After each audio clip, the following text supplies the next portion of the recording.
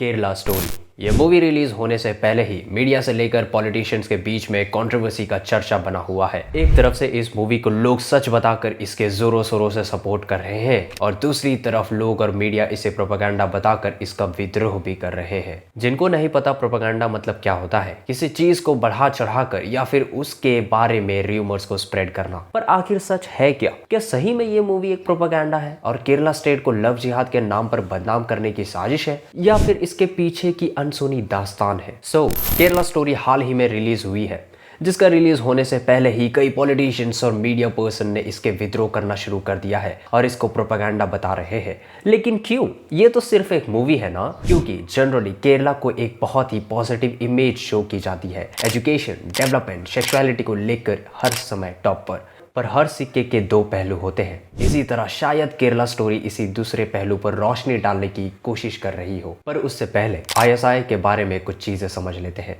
ISI एक बहुत ही खतरनाक और ब्रूटल ऑर्गेनाइजेशन है और उसने कई दिल दहलाने वाले काम और मैसेकर भी किए हैं, जिसका मेन एम है दुनिया भर में इस्लामिक रूल कायम करना और शरिया लॉ को मूवमेंट में लाना। और पहले आईएसआई सोशल मीडिया के थ्रू अपने मैसेजेस और पैन गोल को दुनिया भर में स्प्रेड करता है, जिससे इन्फ्लुएंस हो करके दुनिया भर में हजारों मुस्लिम ने आईएसआई को ज्वाइन किया है। और इनमें से भी इंडिया में 66 लोगों ने सिर्फ केरला से ही थे। इवन इंडिया में जितने भी प्रो आईएसआई केसेस पाए गए हैं, उसमें से सबसे ज्यादा केस केरला से ही निकल कर आए हैं। तो यानी एक बात तो क्लियर है कि बहुत सारे लोग ने केरला में रेडिकलाइज होकर आईएसआई ज्वाइन किया है। ये बात तो बिल्कुल सही है। यानी कि जो केरला स्टोरी का प्लॉट है कि कुछ नॉन मुस्लिम लड़कियों को रेडिकलाइज या ब्रेन वॉश करके उन्हें कन्वर्ट किया गया और फिर उन्हीं लड़कियों को शादी आईएसआई फाइटर से करवाई गई और उन्हें अफगानिस्तान और सीरिया भेजा गया। यानी केरला स्टोरी मूवी है रियल, सच पर बेस्ड है, कोई प्रोपेगेंडा नहीं है। पर फिर भी क्यों इस मूवी कई स्टेट्स में बैन किए जा रहे हैं और कई सारे स्टेट्स में बैन करने की बात चल रही है? अगर मूवी रियल इंसिडेंट पर बेस्ड है तो इसे तो प्रमोट करना चाहिए ना।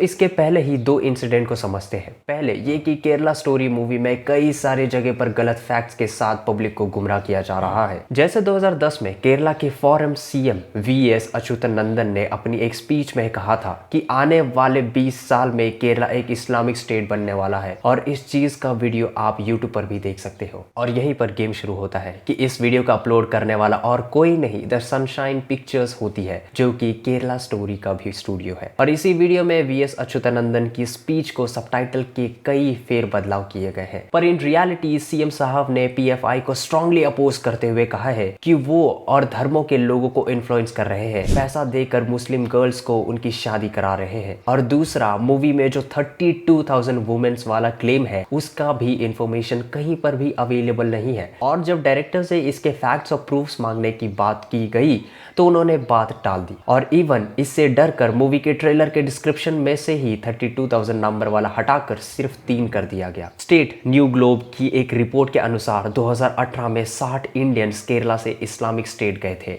अफगानिस्तान में, जिन्हें 26 मेल थे, 13 वुमेन थे और 21 बच्चे थे। यानी कि हमको ये नंबर के मामले में तो बहकाया जा रहा है। दूसरा सबसे बड़ा फैक्टर ये है कि मूवी में सच को तोड़ मरोड़ के प्रेजेंट किया गया है। मूवी में उन लड़कियों को इनोसेंट या बेचारा बताया गया है, जबकि रियलिटी तो कुछ और ही है। वो लड़कियां इस हद तक ब्रेन वॉश हो चुकी थी, वो खुद अब आईएसआई या अपना कन्वर्जन अफगानिस्तान जाने के लिए डिसीजन को सपोर्ट कर रही थी। एक लड़की जो कि हिंदू से कन्वर्ट की गई, जिसका नाम फातिमा ईसा था, उसका एक इंटरव्यू लिया गया था 2020 में, जो कि आज यूट्यूब पर भी अवेलेबल है। उसके कुछ क्लिप्स आप देख सकते हो कि वो मूवी में बताई गई इनोसेंट सी लड़की असल में जिंदगी में वैसी इनोसेंट या बेचारी नहीं लगती है। आप खुद सोचिए कि ये सारी लड़कियां क्या सही में इनोसेंट थी या सही में ब्रेन वॉश बेवकूफ की कैटेगरी में आती है? आप कमेंट करके जरूर बताइएगा। पर भले ही नंबर 32,000 हो या 3 हो, ये कहानी तो सुनने लायक है अगर आप पूरे सच और बिना प्रोपेगेंडा के साथ सुनाई जाती है तो। क्योंकि इंडिया का जो ये नंबर है लोग कन्वर्ट करके